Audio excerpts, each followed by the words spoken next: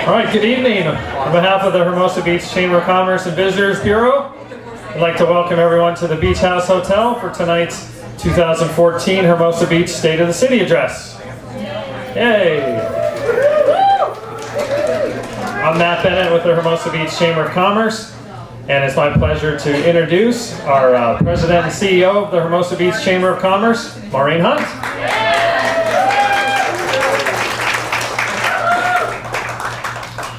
Thank you, Matt. Well, I just want to extend a nice warm welcome to all of you for coming here to our 2014 State of the City Address here at the beautiful Beach House. And before we get started, I'd like to take this opportunity to acknowledge some people that we have here tonight. Hermosa Beach Chamber of Commerce board members, could you please stand up to be acknowledged? Some back there. Thank you. And I'd like to also acknowledge some, actually we have one city councilwoman here, Carolyn Petty. Oh, there she is, right here. Hi, Carolyn. And we have our city treasurer, Karen Nowicki. And of course our mayor, Michael DiVirgilio. And our city manager, Tom Backley.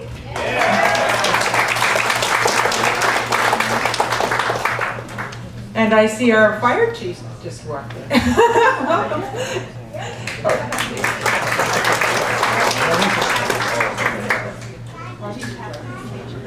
Oh, Sharon Papa? Is Sharon here? Sharon, our police chief, Sharon Papa. Sorry, Sharon. I didn't see you back there. Have I forgotten anyone else? Okay, we're also very pleased today to be able to welcome and recognize two very special guests who have been longtime Hermosa Beach residents. After learning a little bit about them, we wanted to invite them here tonight to introduce to all of you. Please join me in welcoming Louis Gregory Coleman and Betty Coleman.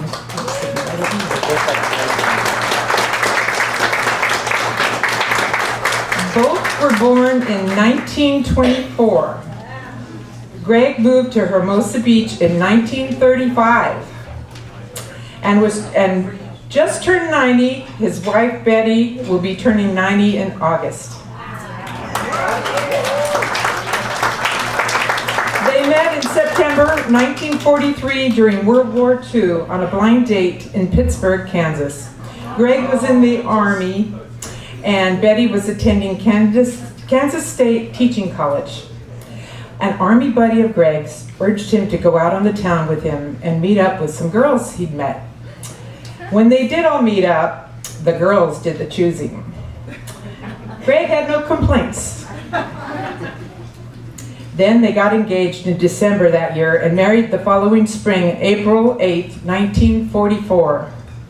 Greg was shipped out in July that year to be part of the retake of the Philippines. Betty moved to Burbank and went to work at Lockheed working on airplanes.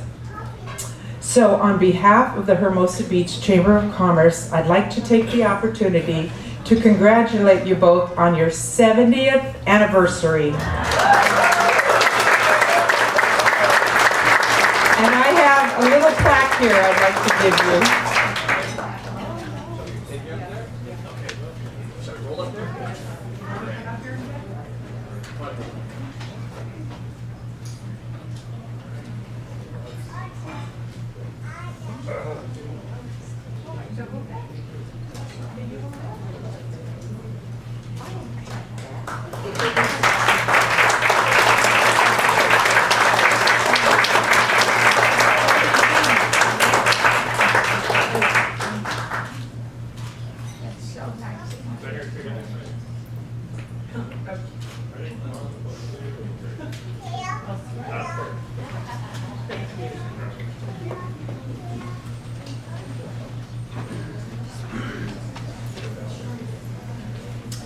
And hopefully everyone got to enjoy the cupcakes we have in the back there for celebration from our local store, Frosted Cupcakery.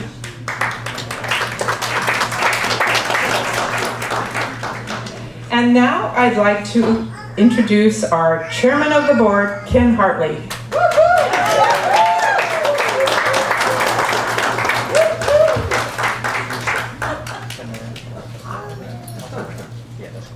Thank you, Maureen.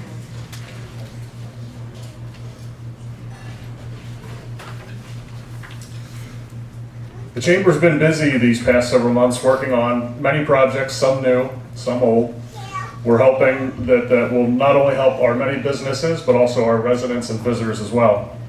We're proud to host a number of events citywide like St. Patrick's Day, the annual holiday tree lighting, New Year's Eve celebration on the pier, as well as our weekly farmers market. Projects like these are made possible with the funds we generate from our 2 Fiesta Hermosa events, which are coming up in just a few weeks. The Chamber uses funds generated by Fiesta to invest hundreds of thousands of dollars back into local projects in our economy to help enrich our community. We've also added a few components to Fiesta that we hope will appeal to our local residents and artists, and we're proud of the funds raised at our Fiesta Charity Beer Garden, which generates over $30,000 of funding that goes directly to local nonprofit organizations. The Chamber is a nonprofit organization as well and is completely self-funded. I encourage you all to take a look at our website, hbchamber.net, or check us out on Facebook or Twitter. I think Matt also has us on Instagram. So we're on all the social media outlets.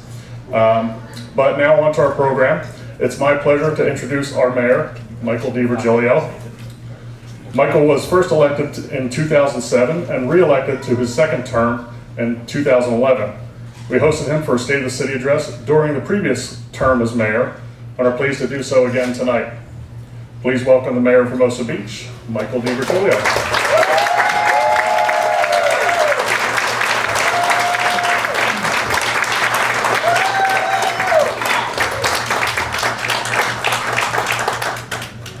Thank you. Who hooted? Who was that? Please, that person, I'd like to come up and sit up front. Good evening. It's good to see everybody. It's really an honor to be here and to represent you. It's a terrific honor representing the great community of Hermosa Beach. And I'm so excited to share with you how great your city is running and operating and so many of the great things we're doing today. Before I do that, I wanted just a couple sort of introductory remarks. Ken, thank you for the introduction. Thank you for your friendship and your leadership at the Chamber. I know you guys have been really working hard for the business community and for the whole community, and I'm glad to see you do it. I'm glad to have a relationship with you and your colleagues on the board so that we can work that way together. So thank you. I also want to acknowledge, I know it was said before, really a pleasure having my colleague Carolyn in the audience with her family. I asked what they were missing at home. They told me. I was hoping they said they wanted to be here, but I get it. I appreciate the honesty, and I appreciate our city treasurer Karen Nowicki here as well. Thank you, Karen.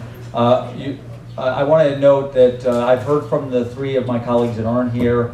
One of them had a prior engagement out of town. One of them had a family emergency. Mayor Pro Tem Tucker, he's dealing with it. He's going to try to be here. And Councilman Fangeri had something that developed at work, and I heard from him this afternoon. They all sent their regards, so I appreciated that.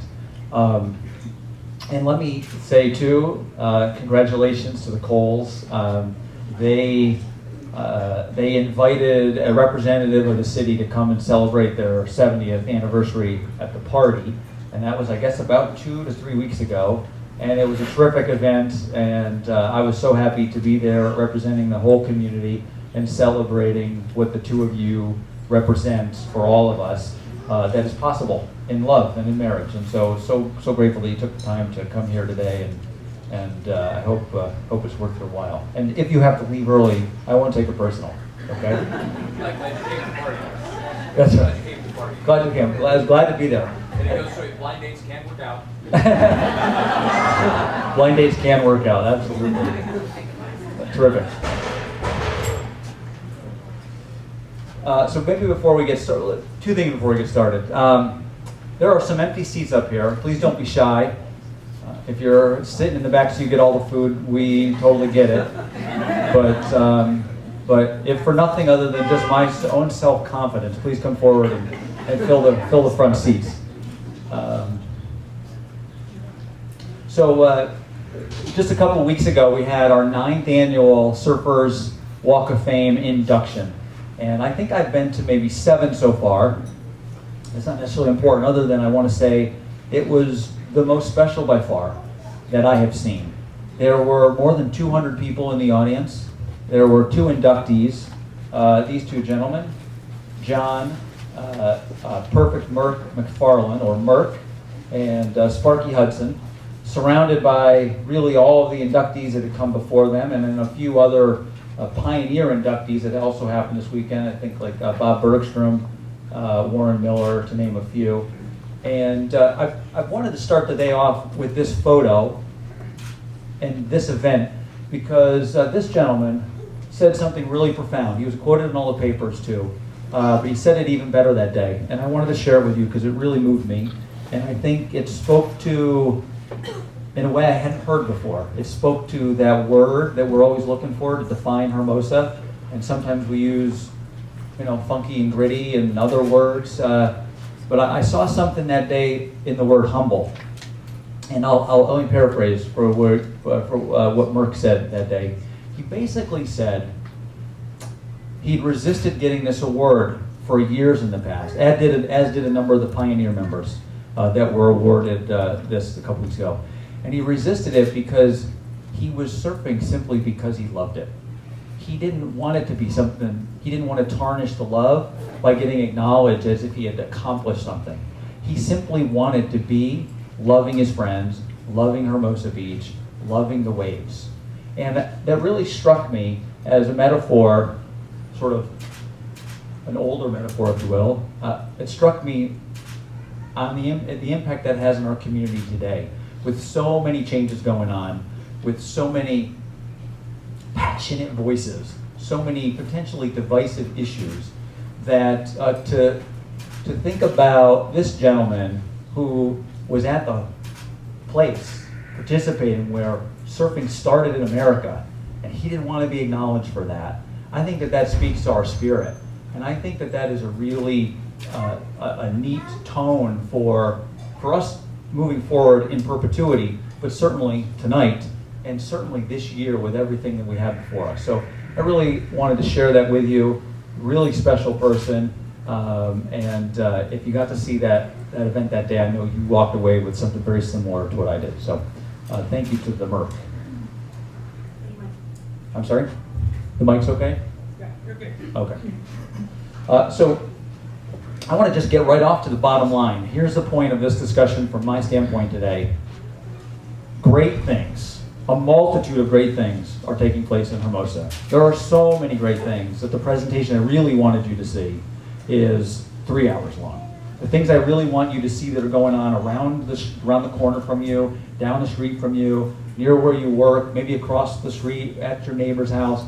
There are extraordinary, exciting, inspiring, challenging, sophisticated, terrific things going on in almost every corner in town.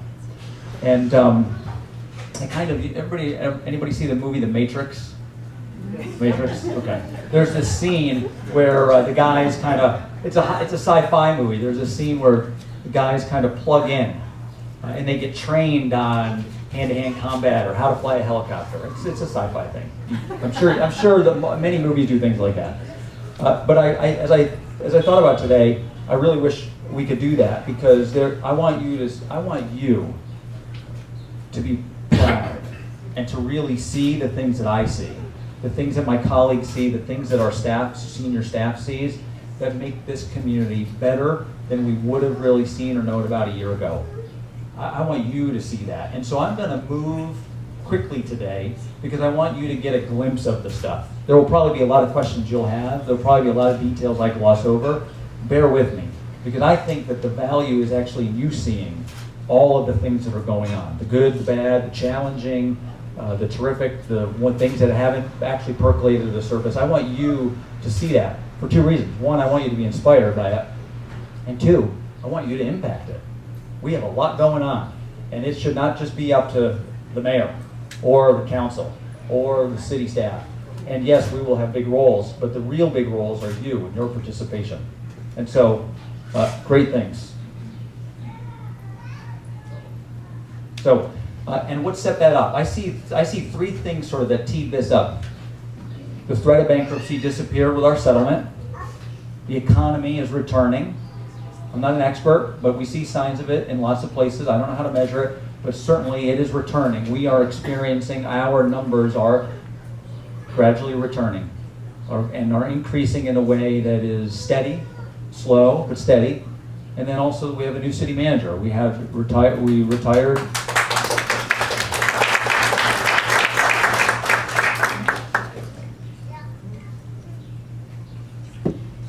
Obviously, we had a long time, very competent city manager in Steve Burrell, who retired just shy of 2 years ago. And we hired our new city managers, Tom Backley, who came from a sophisticated town that had done a lot of big things, that knew how to upgrade our organization for 2014 time. And I think if you haven't seen it already, I think when I touch on some of the details today, you will be very clear that these three things are driving a lot of the change. And let me just say one more thing about number one. It always, it continues to surprise me that there are some in the community that still think that the discussion about oil could put us back in bankruptcy. That either decision, either one, I imagine a vote of no, opposing the project, opposing lifting the ban, that could somehow put us in the bankruptcy. I want to ask your help. A, to hear what I'm saying, and B, to tell anybody around you that says this again that is wrong. The priority, the single reason the council, my colleagues and I settled just over 2 years ago, the thing that was most on our mind was getting bankruptcy off the table. That is not on the table anymore. Anybody that says it is wrong and they're manipulating the process or they're just simply uninformed. And I ask you to help end that discussion. Will you do that, please? Yes. Okay. So one of the ways I want to tee off today is the council over the last 2 years has gone to pains, spent a lot of time, probably 2 to 3 full days, maybe a little longer, working on a visioning document. And what we came up with is 15 years. I'm going to read it quick. Hermosa Beach 2029 is the best little beach city because of our hometown spirit, our beach lifestyle, our eclectic downtown, our vibrant entry corridors, our leadership to environmental sustainability. What makes us different sets us apart. And this guiding phrase is driving a lot of the work product that's getting done. In your seat, you'll actually see front and back this document right here. The phrase I just read for you is right here, Vision 2029. This is basically, thank you. This is basically the play card. This is my binder with all of the details, all of the drill down work product. Corporate quality is what this really is. All of the drill down work product. And the front and back of it, the thing that you have in your seat, is the play card. That's what the coach can kind of look at. And so we're going to walk through some of these details, but I want you to each take one of these home. You can get it on the website as well if you need, but I want each of you to have these at home so that you know what we're doing. And so that you have an opportunity, like I said earlier, to weigh in, to tell us what you like and don't like. So what we're going to spend tonight on is the 5-year goals. There's 5 of them. You can see them there. I'm going to hit them as we go along. And so what the document does, just to explain this a little bit further, is that play card, 15 years, 5 years, and then these in the back are what's going to get done this year. Policy side and action side, management side. Things that we've already agreed on just needs to get delivered. And then the binder is all of the follow-up detail. When does it happen? What does it look like? Who's doing it? Who's responsible? When did they promise to do it by? Before I get into some of the details, I just want to frame up a little bit about how we look at city stuff. It's probably typical to any organization, but I think it's good to keep in mind as you're thinking about what you like and want, don't want from your city. So foundational stuff, right? Infrastructure, streets, sewers, financial management, equipment, police, public safety, fire. As we go up, core businesses, things we do, maybe not the foundation, but we don't really have a choice to do. Maybe park maintenance, stuff like that, right? Field maintenance, core business, things that we have a choice over. And as we go up the list, quality of life, right? A little bit more choice. Community add-ons, a little bit more choice. Extra things. So what you'll see in the discussion is this isn't done. We've got some serious challenges here, but we're well on our way to actually having a very, very good foundation.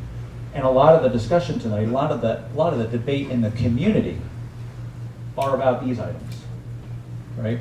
Community garden or not? Where does it go? Do we upgrade a park? That type of thing. So just to keep that in mind.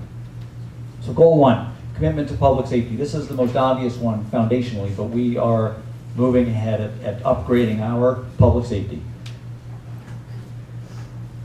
I won't read all these, I just want to point out a couple. So our objectives, the council saw its objectives, is that we thought it was important for you to feel safe anytime, any place in town. Obviously, timely emergency calls. We haven't quite put a number to this yet, we're going to, but we started by declaring that we would like to have one of the lowest crime rates in the region, if not beyond. We don't know how to quantify that yet, so that's coming, but we're starting to get there. Consistent enforcement, balanced, and then this is the last one, I'll move on. Balance safety with the interests of an active community. How do we continue to be a fun place to live, have a beach lifestyle, but also have some real rules that people follow, and that it creates an atmosphere of respect as well. Some challenges, mostly funding related, recruiting quality officers, hiring quality police officers is a serious challenge.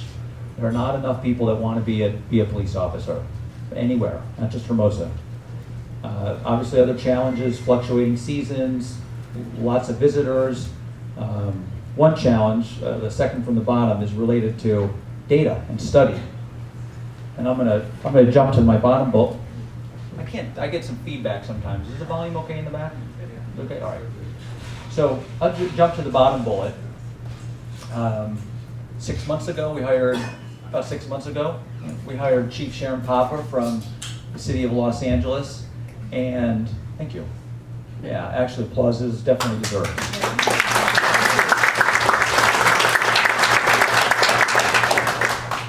And she has been studying the organization. She has been sinking her teeth into what it is that we want to do and starting to put together a plan in a number of ways that you'll see up here to actually start delivering a first-class public safety organization, first-class police service organization, obviously partnering with our fire chief and the public safety capacity. And why I link that to data is that I think one of Sharon's specialties, one of the great skills that she's going to bring is her sophistication for how do serious organizations work, how do they run, and how do you measure progress in public safety, if not anywhere. And so we're going to see her move us to studying, not just having a conclusion about what crime is where and why we need to fix it, but actually looking at the data. She and I were having a conversation the other day about nightlife, of course, right? And a thought occurred to me that there was another topic in town that I just wanted her opinion on. I hadn't heard anybody talk about it yet, just because other things we're talking about. I don't want to get into details, that's why I'm being vague. But her response to me was telling. And I think this is, as an anecdote, is one of the surest points to why I'm glad she's on the team. She said something that I think every executive has a great respect for. She said, I haven't studied that. If you give me some time, I will take a look at the research and I will come back to you with an answer. I had asked her something she could have totally speculated about. And I set her up to speculate. We were having a casual conversation. And she said, I'm going to study and I'm going to get back to you. I realize I'm leaving out some of the details, mostly because it's just irrelevant, but I think that is a very, very, very good place to stand when you're new to an organization, you're new to a topic, and B, when you're upgrading the organization. And I think that is what we're going to see out of our public safety, what we're going to see out of the chief, and I'm terrifically glad she's here. We have some goals. These are probably obvious goals, but I want to just run through them. Service and staffing, as I mentioned. Set to benchmarks. We just reviewed a terrific study that's helping us map out where our sort of missing pieces of the pie are so that we fit staffing appropriately. We're also going to make some changes to code enforcement. You're going to see some more code enforcement. You're going to see some more consistent code enforcement. Some of that's probably going to aggravate some people. But we're going to get it right. We got to start by finding the right place, the right balance to enforce, and then we'll work out what was the right way to do it. Clearly, the council has come to the conclusion, I think we've all come to the conclusion, that no enforcement is not what the community wants, not in our best interest. And so we're going to make some changes to how we enforce code. And so that's it's a variety of things. How when homes are built, how some of our nightlife businesses operate, sometimes how some of our businesses operate. So there'll be a variety of things, and that will be coming this year. A variety, also a number of management items that are on both chiefs' plate. A late night action plan, obviously we're always working on that. Just a couple weeks ago, the chief proposed or brought forward a sort of a 23-point strategy document. That's what's going to be driving our late night plan. We're going to get there. We're going to find a way to make nightlife even safer, but also, I believe, respecting the businesses. And one of the great things that's coming from staff is that they're not just leading with enforcement, which is easy, right? We could put a cop on every corner and we could enforce things with zero tolerance. But I think the general thought is that enforcement, we have been enforcing, and we're not totally getting the response we want. This is not just nightlife, but everywhere. But with regard to nightlife, what's been terrific is staff is saying, the thing that we haven't been doing is partnering with our businesses. And so now we're going to partner with our businesses to try to find some win-win scenarios so that we actually start seeing the results that we want, but in a friendly and favorable way, as opposed to threatening. There's also a whole bunch of stuff down here that's on the horizon. Volunteer police programs, traffic calming plans. I'm telling you, this document, if you want to take a look at this binder when we're done, or you want to find this document online, the list of things that our staff is prepared to do in the next year, the next 2 and 3 years is extraordinary. And let me say something about that extraordinary.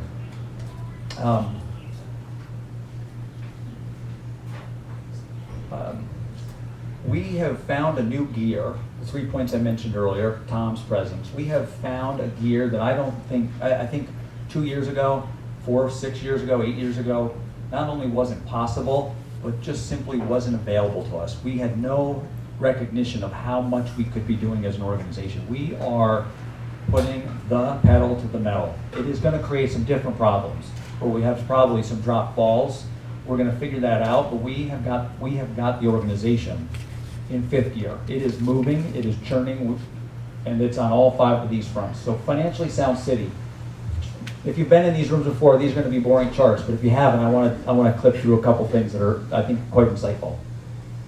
Revenue by source, roughly our budget, $35 million, 35% of it comes from property tax. Service charges, these are fees, building fees, program fees, if you're taking a class at the community center, a whole bunch of things. And then some of the others. Sales tax, 7% of our budget. The TOT, 5. Utility user tax, your phone, your internet.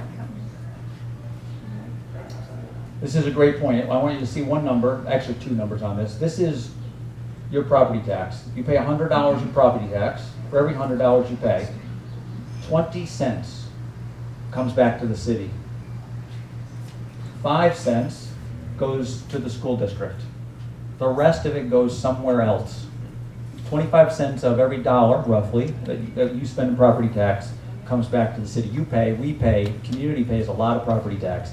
It doesn't always come back here. It goes to a lot of other needs. That's part of what Prop 13 is. It's part of a number of commitments. But I think that this is something that most people don't realize, and I think impacts people's expectations.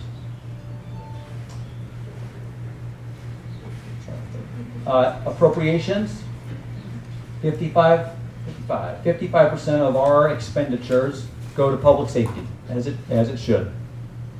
The next highest is public works, streets, sewers, upgrades, building maintenance, etc. Capital improvements is 10%, and this one is going to, we hope, going to start increasing. Financial soundness in a post-McPherson world. There is a lot going on. We are on the verge of having a very modern financial organization. These two bullets particularly, they're buzzwords a bit. Financial health modeling, something we're going to talk about this month, May. It's going to help us, these two things, fiscal health modeling and priority-based budgeting, going to help us visualize our budget. Visualize where we're devoting the resources and how and where they are or are not connected to our priorities. So are we, historically, governments do this, maybe other organizations, make priorities, make policy commitments, but never sync it to their budget. So you actually technically have two drivers in policy decisions in some cases, where you're setting policy goals and work product, but then 6 months later you're approving a budget that they're not disconnected, but there's not literally a connection unless somebody is consciously managing it. This year, we're going to start a process that's going to end that. We will be able to see our budget, see our expenditures, see where they're missing, and we'll be able to, just for lack of better words, dotted line connect it to our work product. And we'll see, are we funding our top priorities with top priority resources? Or is it uncoordinated? Bottom bullet, things are good, right? I think that's visible. Certainly, I hope you hear that from me today. Things are getting better, but there are some serious challenges on the horizon, long-term stuff that we have, through the recession in particular, have tabled. Infrastructure cost, settlement, infrastructure cost.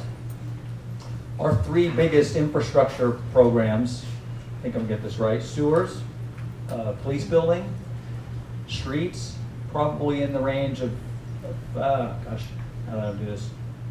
30, 40 plus $1 million just to get those upgraded. And then we also have some desirable ones, maybe a little bit more up the ladder on the house, things like PCH and aviation, which is out here on the wall. Some serious upgrades we want to do. That program itself is 15 to 20 million. So we could have 100 million in need and wants in terms of infrastructure stuff. How we pay that, how we get set to manage that and to deliver those results is going to be significant. We also have the conclusion of the settlement, and I'm going to touch on this in a second, but we certainly are committed that you understand how we can pay a settlement of $17.5 million. And then workforce needs. We haven't given our staff, other than natural increases when people get promoted, and some one-time things for individuals in certain cases, we haven't given folks a raise since 2007. That starts to impact morale, and it could impact quality of hires. Those are important things we're going to digest. Council's top priority, back to the document I shared with you at the beginning, Council's top priority on this document is getting the oil project on the ballot this year. The next 3 months are going to be really busy and very important to this. We're gonna this month in June, we're going to have a series of study sessions for the council, for the public to get educated on each of the general areas: cost, health, and environmental impacts. We're going to then have the final reports towards the end of May, maybe end of May. Is that correct? Right. We're going to finalize a development agreement, basically an agreement that starts to tie some of the hanging pieces together, certify the EIR, that'll be a council decision, place the measure on the ballot. Those two things will probably be in July. Get the measure on the ballot by the end of July, the vote in November. I know all those things are clear. You should be getting plenty of information from us through the media, through other sources. In some cases, we're mailing this detail to you. We are having a lot of meetings. Nobody should get to November without being informed unless they choose it to be that way. So I'm gonna not get into the details on this because I know we're communicating it somewhere else. One other thing I want to say about oil and the oil discussion is that this discussion, depending on where you start your clock, has been going on for 35 years. 35 years. The mid-70s is when community, I guess probably in kindergarten maybe. We started talking to McPherson in the early 70s. This is a very long debate. It may continue after November, but we have, all of us in this community have an opportunity to seriously end the current chapter of that 35-year debate. Because it's 35, that's why I say the year, I say this more and more when I talk about oil. Because of its length, it got complex, it got confusing, it's got a lot of tales, a lot of history, a lot of angst to it. I understand that, but, on behalf of the council that settled, I'm asking you to partner with me, to partner with others, to debate this issue on its merits, talk about the facts, talk about the details, come to a conclusion when you're ready. But let other people come to the conclusion when they're ready. It needs to be by November. If somebody wants to take till November, they can take until November. But however that is, help people come to a conclusion about the details of this thing. Do it responsibly. Do it like you're the owner of the company. The council saw this as a way to give you, the owner, the opportunity to figure out how to go forward, how to change that 35-year discussion. And I think there's an opportunity. I think the city's done a remarkable job. I'm incredibly proud of Tom and the whole team about how we've handled oil, how we've handled the oil discussion, how we have tried to brief everybody. But we really now, especially over the next couple of months, we need something from you. We need you to be serious about this. Do the homework. Get questions asked. We're going to have study sessions, but also be neighborly about it. We live together. We've lived together for the last 5, 10, 15, 50, 70 plus years. We're going to be here for that same duration after this, whatever the conclusion is. There's a great Finnish word that I just came across recently. I don't know that I'll pronounce it correctly. I'm going to do my best. It's sisu. Somebody knows it? I thought, okay.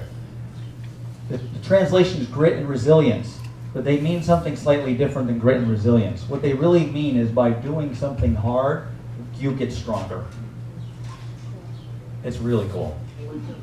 Yeah, like really sit with it. I've been sitting with it for a long time, and I think that there's the opportunity for us. I think it's already happening. It's already happening in all of the terrific stuff that's going on. We are getting stronger. We are becoming an organization that belongs in 2014. And I think as we get through the next 6 months, I think we will continue to affirm that, and oil is the lead tip of that discussion. First class, goal 3, first class services. What does that mean?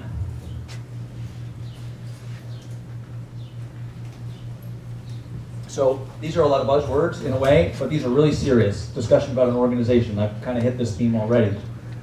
A high-performing organization is an organization that has both vision and values. The vision is the strategic plan, the goals, the actions.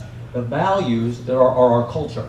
And it starts in lots of ways. It starts with how we treat our employees, how we treat our customers. And so as we start to get a high-performing organization, meaning an organization that we have a commitment, we make a promise to you, we make a real promise, a mature one, and we deliver that promise as we've described. What's different about this goal is not just high-performing, but it's high-performing targeting first-class services. First-class services, the best way I think to describe this is we all see it in our favorite restaurant, right? We walk in the door, they know us, they say yes to our crazy ask for, whatever dietary need we have that day, right? I've got it, right? Whatever it is, they welcome you, they seat you, they pick up your napkin when it falls, right? We're not running a restaurant in Hermosa, but we are looking for first-class services. The challenge, and this is where your involvement is going to be so critical, the challenge is how do we continue to keep what Hermosa is? as we upgrade and fix and make everything first class. When we make everything first class, how do we make sure that the humbleness, that the grit, the funky, whatever that word is that has you, that you resonate with, that keeps you here, how do we keep that in place? How do we continue to be a place, I'll say it in different terms, how do we continue to be a place that is comfortable enough for the elite people around the world to come and spend time here? How are we a place that is comfortable enough that the Super Bowl champions were here again last week, 2 weeks ago to train? There's something unique in that. One of the challenges of first class services is that we will make it hard for that kind of, basically to be yourself, right? To not be concerned with your title. So one of the ways we're going to deliver this is a bunch of serious plans and programs. There's lots of talk about plans lately, but we weren't planning for a while, a decade ago. Now we're catching up. We're going to get those plans in action, but we have some serious discussions. We're going to have, the first time in a long time, a 5-year capital plan. We basically, until this date, treat capital improvements based on whether or not we have the money to do them every year. We're going to switch that around so we have a long-term game plan. First class, high performing, right? We're doing the same thing with our facilities, same thing with our sewer plan. We already have our street plan doing the same thing.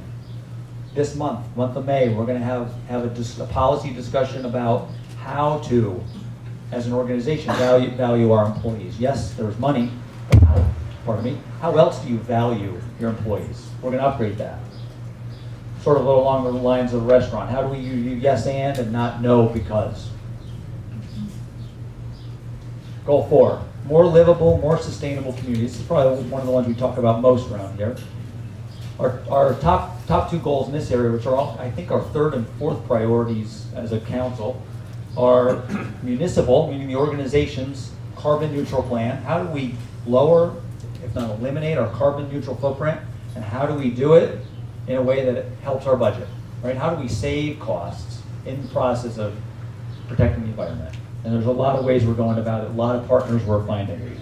We're also, through the general plan process, which many of you have been participating in, we are considering over the long term, what are the zoning things that we want to be in place to, as a community, in our individual properties, be better environmental stewards. Focused on low carbon footprint, but it's not always low carbon footprint. It could be water quality. It certainly will also include obvious things with fire safety as well. So we're having a real serious discussion about citywide zoning in the general plan. One of the terrific, I'm going to move on for the last 2 points, because I have separate slides. This year, one of the top priorities we committed to is moving ahead with what you're looking at here is a conceptual plan of South Park. It's a South Park remodel. This is, right here, is Valley, the parking lot to South Park. This is South School, I guess we call that. And here's where the ice rink, the rink is. And then here's sort of the children's play area. This was totally community driven. A group of parents, a group of Hermosa Beach moms made this a priority. Absent them, we would have been talking about something else. They got this on our table because they raised the money, they did the work, they did the prep, they talked to the community. It's a terrific project. We're going to start moving on it this year. And speaking of partners, there's no more specific and special partner than our relationship with the school district. Councilwoman Petty and I are on the school compact, which basically means we have a subcommittee relationship with the school board. We meet every other month and talk about a whole manner of issues, things that we can help. I don't recall if anybody actually introduced at the beginning of the evening the school board president, Patty Ackerman. Patty is here. Thank you, Patty, for coming. Thank you for being such a partner. And of course, our superintendent, Pat Escalante, as well. Thank you both for being here.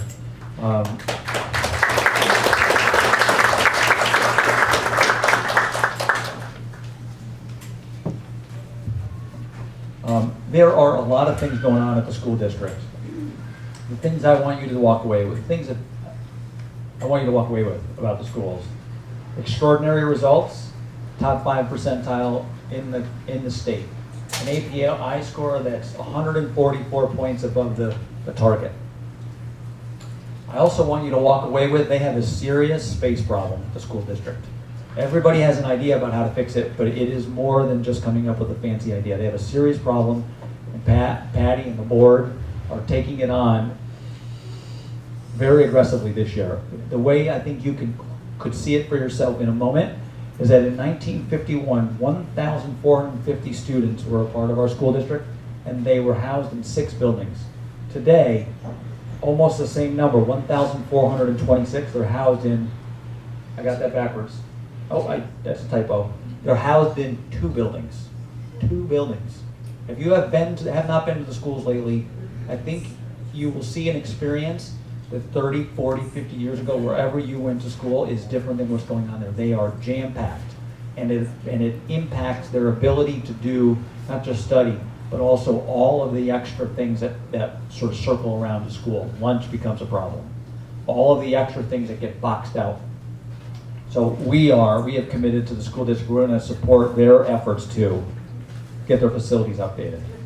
The 2 other things I want to touch on, they are changing how their funding model works. This is complex, but it is helpful, though not as helpful as a need. In general, as a community that has resources, we don't get the kind of money of communities that don't have resources, and so that constantly puts us in a real pinch and a bind, and just means that we need to think creatively, and we're trying to do that with them. And then they're also starting to change the way they teach, moving to something called Common Core, which you and I would think of it as critical thinking. They're getting out of rote study, moving into critical thinking, and they're doing it by also embracing other forms of learning and adapting, such as mindfulness. And the Beach Cities Health District is actually a huge partner with them in this. They're our next partnership I want to acknowledge. We have so many results as a community to speak to because of the Beach Cities Health District. One of your handouts today is a survey to become more engaged and committed to, what do you call the survey, Andrea? Pledge. It's a pledge, sorry, it's not a survey, thank you, it's a pledge. Pledge to live better. It's a pledge that you can take and be supported by the health district for living in a better, more well way. But they have done a remarkable job for our community, encouraging restaurants to offer, not change their menu, but offer options for folks who maybe are vegetarians or have a unique health need. They have, as I mentioned, involved with the schools and some of their training. And then they're helping us on our policy driven, particularly related to walking streets. They are helping us envision and produce citywide what you see on Upper Pier. Upper Pier is a living street. It's a walkable street. That is going to emanate in time to PCH, to aviation, and perhaps other particularly commercial parts of the community. And because of Beach Cities Health District, we're getting national recognition already for our progress. There are just amazing things going on. Everybody says they want family-friendly stuff. We have just agreed to a 1-year arrangement with the Discovery Channel. They're going to bring Shark Week into Hermosa in August. It's going to help us make our summer concerts sustainable. Marymount California University, everybody know Marymount College from the Hill? Yes. They have a new name. I believe one of their VPs of development, Lynn Busia, is here. Lynn, are you here still? Maybe just wave, thank you. Just a month or two ago, Marymount started introducing college credit classes at our community center. Speech, art, philosophy, theater. 5 classes. You can find it on the website if you're interested, and I think I hope I'm not giving away the shop, I think there is also ways for seniors to participate as a sort of in an audit capacity. This is terrific. We have higher education here in Hermosa. Car to Go, this is a new program that just got approved. The city of Redondo was the last one to approve it. It's a 7-city South Bay program, basically El Segundo to Torrance. It's going to allow you to rent a car that's in your neighborhood, conceivably, on a one-directional basis. So you could say, I need a car just to get one place downtown, certain time of the day. These cars are going to be populated through the South Bay. My bet is there's not going to be enough of them at the start. but nonetheless, it's going to help serve the younger demographic that doesn't want cars, which is important. And for people who are trying to lessen their dependence on cars, this gives us an opportunity, gives people an opportunity to maybe have 1 or 2 cars when they might otherwise need 2 or 3, because they'll have access to some short-term rentals in their neighborhood when they just need a trip once or twice a month. Torrance Memorial Medical, have you seen the sign where Club 705 used to be, Pier in Ardmore? Torrance Medical is moving into our community. Is this not awesome? This is good from a this is good from a quality of life the point of view, which is why I have in this section. This is also good from an economic development point of view. Estimate, we have not heard from them, so please 10, 20, maybe more full-time jobs or regular jobs here at that facility. This is terrific. It's also a great reinvention of that property, which everybody has struggled with for a long time. Probably another terrific partner, community dialogue program. Part of how we wanted to engage the community on oil was to start what we call the community dialogue program. A group of residents who spent a lot of time, hours and hours, between basically last August and roughly the beginning of this year. They're helping us articulate what's important to us. They have put this on some picture boards that you can find in the city council chambers, but I just want to touch on it in 2 ways. One, Hermosa, home, environment and economy, recreation, mindful community, outstanding schools, shopping and dining, and accessible. I think they did a remarkable job. If you ever are in City Hall, please take a look at the work, the graphic version of their work in the council chambers. Other thing they did was to create what's known as a decision-making tool. This is your last handout. This decision-making tool, I won't get you in the weeds, but what it's designed to do is to help all of us, certainly the policymakers, help us consider our decisions we're making consistent with our goals, consistent with our values in town. And this decision-making tool is basically a plus or minus, and you add up your decision. It's obviously subjective, but it's going to be a good guide, and we are working this year to implement it into our natural policy process. Okay, item 5. We're almost there. Economic development. So we're kind of working our way up the house in some ways, right? This is perhaps a place where the most is going on, if you can believe that. I want to start by introducing and welcoming Shelley Margolin Meyer. Shelley, I know you're here. Shelley, thank you. Shelley is our Economic Development Officer. She has been with us for 2 months. 2 months. And she is a rock star. She knows one direction and it's forward. And she is full-time. Every day, 4 days a week, because we're 4 full days a week, she is focused on economic development down. A year and a half ago, we weren't even talking about economic development, let alone have somebody dedicated at a staff level full time. This is going to reap benefits for us in ways I can't yet comprehend. But I will touch on a couple of them. It's the council's second top priority. Remember oil, economic development, I jumped ahead a little bit. Downtown core development strategy, second priority. Basically, it's this area. What we're trying to do is think long term, get our hands on the wheel. There's going to be coming development down here, the Mermaid being one particular property, but only one of many. And we believe we'd be situated better as a community if we have a sense of what we want and what we're willing to give up. And so this is a top priority for the council. We just received a terrific report from a firm called Roma to help us tease it out. Ironically, one of the things they recommend most is changes to parking. So yes and no. I don't know how we're going to do that. We don't know how we're going to do that. But I think of the 11 changes they recommended, 9 or 10 had to do with parking. So if you think about things you might not like the way they run or are managed in our downtown core, their conclusion was, in general, parking is the problem. So we're going to, in time, this isn't going to be an urgent thing, but this year we'll start talking about what that means and where we want to make changes. And I mentioned the Mermaid. Adam Eisenberg is here. Adam, just maybe raise your hand. Adam is a representative of the folks who purchased the property that we refer to as the Mermaid. It's obviously bigger. There's an opportunity for us to really make this a signature property for Hermosa. And I think that we have a lot of decisions to make on this front. There's going to be a lot of dialogue in the community, much of it led by the team in the coming couple months and some community workshops. But there's an opportunity for us to really define the plaza, define downtown, if not define the world for Hermosa. And this example is probably bad on a lot of fronts, so I mean it in only one way. When you think of shutters, people think of shutters. And people around the world know shutters.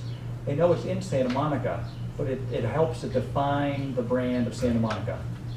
This property has the potential to do that version for us. What is the brand of Hermosa as defined in that property that people know of because they know the name first? It's just an idea, a lot of dialogue about it. I told you we were doing a lot of stuff. Well, I'm not done. And everybody know where the industrial zone is? Yes. On Cypress, sort of south of Rockefeller and Creme de la Crepe, right back in that neighborhood. We have an industrial zone. Nobody really pays attention to it. There's a lot of opportunity there. We're going to start talking about what opportunity we'd like to see actually take foot. PCH Aviation Corridor. I mentioned this earlier on the funding side. I don't know if you can see this. It's out there in big form on the wall. But we have a conceptual plan we're going to talk about in the next probably month or two, right? And that conceptual plan, I kind of gave this away already when I compared it to PCH or to Upper Pier. But this is us making PCH and aviation, if you can imagine it, more intimate, more friendly, more of an identity. Conceptual plan, you can see it out there. We'll be talking about it more, and it will take some stages. This is not going to happen this year. This is going to be a 5-year project-ish, but we're starting. We're also focused on the two other major properties in town. Skechers, which owns the BMW site, all those vacant white buildings running north on the north part of town, on the west side of PCH north. Hope Chapel, they're interested in maybe making some changes. That's a commercial property that's underutilized. We're talking to them in a proactive way. Shelley and Tom and some others are leading a welcome team when we find that there might be a business interested in coming in town, or we have a potential property open. We have sort of this strike team that's going to be immediately available. We're creating a business-friendly user guide. We're starting to talk to the downtown business owners about creating a business improvement district so that they collaborate to fund improvements that are important to them and important to all of us. This probably is boring gets, but it's totally exciting. On 2nd Street, for the last 10 years, we have had 2 underground cables running to somewhere in the Pacific West. Somewhere up near Longfellow, end of the summer. Next couple months, we're going to we're given a company authority to drill to put 4 new ones in. Why is that exciting? It'll be probably a little bit of a hassle in the summer around Strand and Longfellow, but rough numbers, the 2 on 2nd Street, $300,000 a year pays us.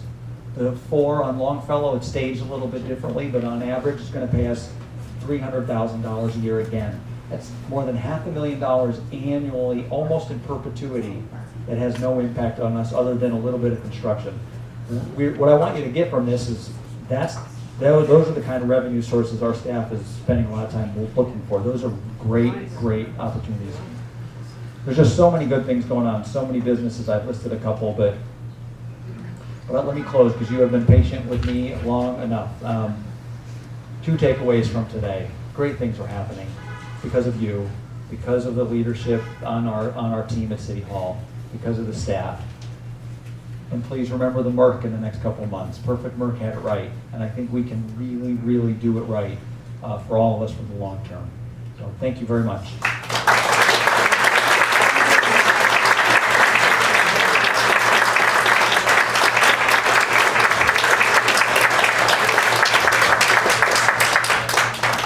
I offered to do some questions, so did we get any? We got some? All right. If you need to go, totally understand, but please try to keep the volume down so I can, okay, I guess I just leave them. Okay, I'll get them. Okay.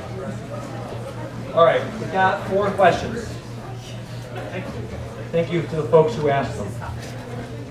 How do you feel about implementing a leave no trace policy, aka if you see unnative debris, pick it up? I am totally in support of that. I think that basically this is, I hear this as a litter. We talk quite a bit about how to improve, eliminate litter. Sometimes it shows up in dog feces. I don't know that we have a solution, but I know that the city is definitely dedicated. In some ways, I think probably when I talked earlier about code enforcement, I think we're definitely dedicated to upgrading the cleanliness. And frankly, I think we have a better role we could be playing, and so do folks in the community. This is when somebody litters, they're the one littering. When somebody's dog leaves something behind, we really need them to take personal responsibility. Upper Pier Avenue, please increase meters to 3 hours. 2 hours is not enough.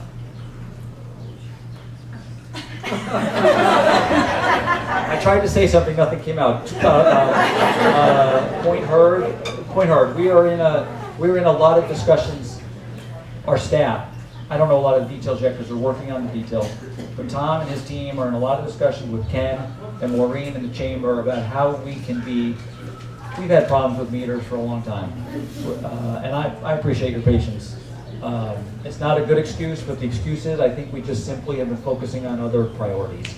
And I appreciate your patience, but we are committed to getting meters right because we know it's frustrating to you. We know that we use visitors with a sour taste in their mind, and I'm confident that with the chamber's help, we'll get the meters in a way that work. And if the answer is more hours, I'm okay with that too. But let me say one of the things we're going to implement in September are weekday free lunchtime parking. So whether or not we go to 3 hours, we're trying to bring free parking to the merchants. Okay, 2 more questions. 2 more, if you don't mind. Thank you. Can you address how the city is working with the school district to address serious overcrowding? I think I answered this. Did I cover that? Okay.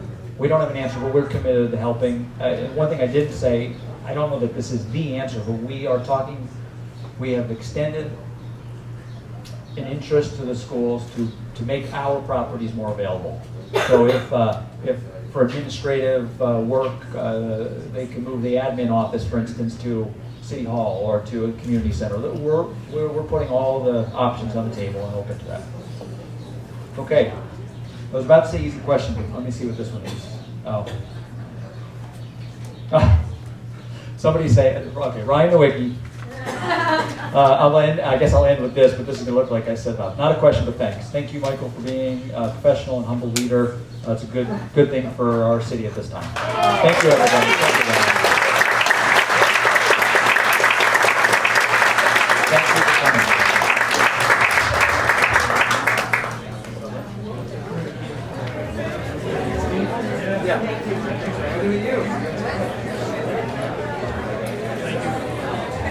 Thank you, Michael. Thank you all for coming out tonight. Be sure to grab a cupcake on your way out.